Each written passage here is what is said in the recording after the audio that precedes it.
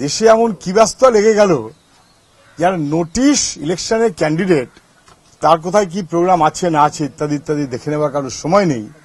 বাড়িতে নোটিশ লটকে দিয়ে চলে যেতে হবে, একবার যায় দুবার এসে।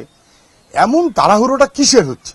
কিন্তু 1 বছর আগে পুরোনো একটা গল্প কিংবা কেস কিংবা যেটা ওদের করার কথা ছিল, 1 বছর ধরে সময় পেলেন না। এই তাড়াহুড়োটা কোনো অসভ্যতা হচ্ছে। গৌতম দেব কেন সম্পত্তি নিয়ে বলেছেন, অতএব 3 ঘন্টার মধ্যে নোটিশ।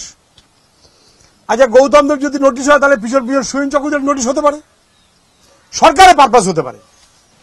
12 তারিখে ভোট হবে, 16 তারিখে রেজাল্ট বেরোবে, হাসি মুখে 16 তারিখের পর 17, 18, 19 যেদিন ওরা বলবেন সুন্দর চলে যাব। এই পলিটিক্যাল গেম যখন পুলিশকে দিয়ে করানো হচ্ছে, অ্যাডমিনিস্ট্রেশনকে দিয়ে করানো হচ্ছে, which is completely political purpose, এর কোনো অ্যাডমিনিস্ট্রেটিভ পারপাস নেই, বা থাকলে 1 বছর ধরে করেননি কেন?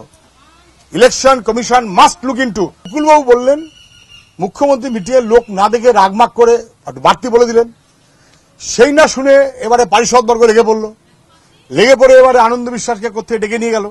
এবার তারপরে তার থেকে কি করছে, ওদিকে ববি হাকিম কোথায় কি বলছে, কাকে দিয়ে কি করানো হচ্ছে গসিপ করে লাভ নেই। বাট এই গেম প্ল্যানটা একদম হাইয়েস্ট লেভেলের।